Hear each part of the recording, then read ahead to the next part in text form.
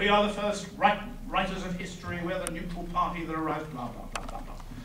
And she said, no, Robert, you're wrong. Our job is to monitor the centers of power, especially when they want to go to war, and especially when they want to use lies to do it, which I think is the best definition I've ever heard of a foreign correspondent's job, or what a foreign correspondent's job should be. And I copyright, it's a mirror house who said that, not Fisk. And she's right, but I don't think we do that. We don't ask the questions. We just say officials say, officials say. We took, the New York Times took totally the whole, forgive me, bullshit about weapons of mass destruction in Iraq. And now we're hearing the same thing all over the same, exactly the same narrative about Iran. Now I know the region of the Middle East does produce some crackpots, and Ahmadinejad, as I once said on Iranian television to my cost, is a crackpot.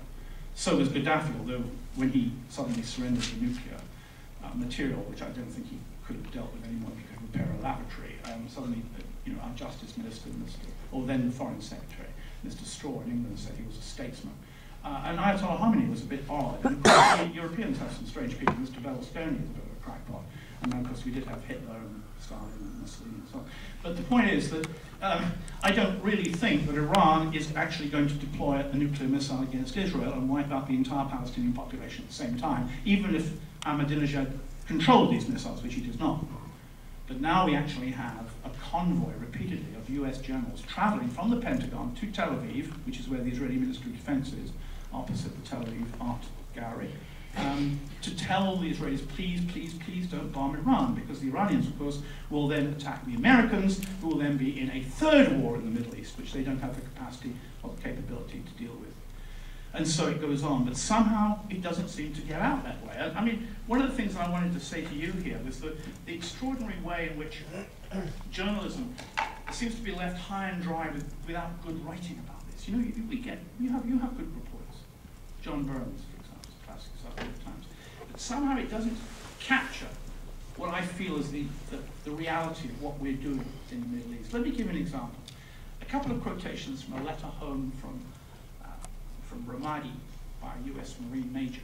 I have permission to quote these extracts. I don't agree with all he says, but he writes like Joseph Conrad in Heart of Darkness.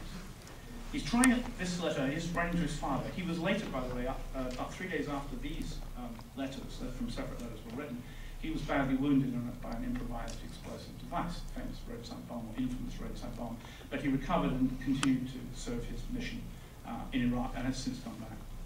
He's talking here about how they're trying to get the Iraqi police to cooperate with them and help to keep law and order in Ramadi. The city of Ramadi is just to the west of Fallujah, our favorite Fallujah, which we shelled to the ground twice, and which the British shelled in 1920. We are trying to empower the Iraqi police to walk instead of the Marines, but the graft has not yet taken. There is something culturally childish in their understanding of basic Western governance and management that will require immeasurable education and probably several generations to overcome if they find it of any interest. That education is, of course, a choice that they have to make on their own. They are not our people. Our understanding of their tribal governance and its relationship to formal civic management is equally naive and charges our frustration. The problem now is that their every inconvenience has become our responsibility. They act as if they cannot comprehend our sacrifices and are thus ungrateful for them. This is an occupying soldier, you see? And are thus ungrateful. The reality is that they cannot culturally comprehend our altruism or believe our stated intentions. Even though it is not their desire to offend, we are insulted, and it bleeds us of affection and tolerance. This guy can write, by the way, which is more than you can say for most of the writers in the New York Times. Liberation will compete with invasion as our legacy, but locally we are ideologically irrelevant. Our presence is mostly only of interest to those who seek to benefit from our contracts and donations.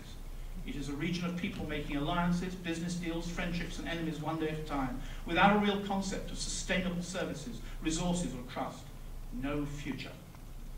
And if you think this guy doesn't have a sense of humor, try this. Conrad had a sense of humor, but not as good as this one. He's telling his dad about democracy coming to Iraq, and our favorite institution, which we constantly bless these people with. So he says, so what news, Dad, about the new government, you may ask? Well, the provisional military governor was replaced by the transitional governor, who resigned under threat, and was replaced with another transitional governor. He was then replaced by the emergency appointed governor, who was just replaced by the selected governor chosen by the elected provincial council. He never made a speech or publicised his views, never debated the other candidates, and was not present during the selection, never making an acceptance speech. He was promptly kidnapped by a rival tribe, while his tribe fought another tribe on the Syrian border. The recently displaced emergency appointed governor returned in hopes of regaining his position. However, the deputy governor is now serving as the acting governor, while the actual selected governor is in captivity. But there was an election, so democracy is in full bloom. You don't read this in the New York Times or the LA Times, or you just hear officials say. Let me carry on, it gets even better towards the end, because it becomes very sad. And this is Joseph Conrad. I mean, this guy, I won't say he should write a book, because I can't then use this as a quote in my next book, but he should write a book, of course. It is a difficult thing to keep myself inactive in matters of governance here. The instinct to impose order and command the requisite discipline in the Iraqi leadership must be quelled in order to allow sovereign stewardship to develop at its native pace and in a native form. I fight myself to remain insignificant in the process. I haven't the nature for passive observation. I share the American fascination with action, and it has consistently betrayed us in our foreign policy.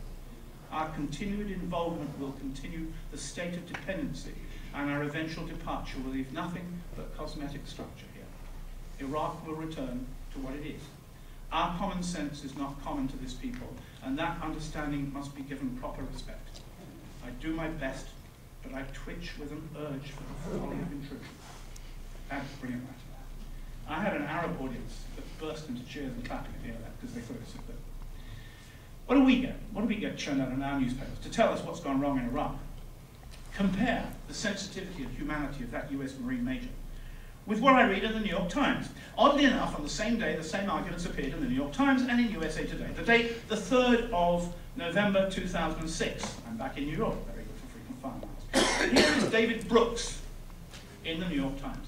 Now, he's been telling his readers, he's been reading about the British history in Iraq, about the insurgency of 1920. Not bad, he's 3 years too late, 2006. He didn't read it before he invaded, but now he's reading British history in Iraq.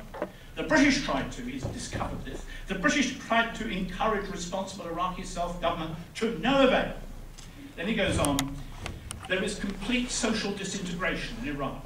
The latest descent was initiated by American blunders, thanks Dave, but is exacerbated by the same old Iraqi demons. Age-old hatred, here we go. Greed, bloodlust, and a mind-boggling unwillingness to compromise for the common good, even in the face of self-immolation. Iraq is teetering on the edge of futility, whatever that means.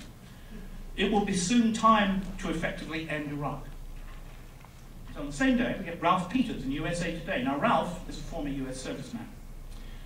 It gets worse. It's the same day. So there's something going on here. What's actually happening, of course, is that from 2006 onwards, we started in the press telling the world how awful the Iraqis were. We came to save them, we sacrificed our lives. Now they're not worth it. So we've got to leave. So that is going to be the grit and the sand that gives traction so our tanks can come out of the pit and drive away to a new adventure. So here is, anyway, Ralph has also been reading about British history in Iraq. Very good history book 3 years later. I was convinced, he says, that the Middle East was so politically, socially, morally, and intellectually stagnant that we had to risk intervention in Iraq. So we didn't just go to get rid of Saddam, we didn't just go for weapons of mass destruction, nor indeed just to help the people have some more of this wonderful flavor of democracy. We went there because the whole of the Middle East was morally bankrupt. They didn't know that at the time. Anyway, goes on, the country's prime minister, this is Alawiyat, thrown in his lot with the militias. The police are less accountable than they were under Saddam, he's right about that. Our extensive investment in law enforcement only produced despots. He's correct again, actually. But then, here he comes. For all our errors, we did give the Iraqis a unique chance to build a rule of law democracy. They preferred to indulge in old hatreds, confessional violence, ethnic bigotry, and a culture of corruption.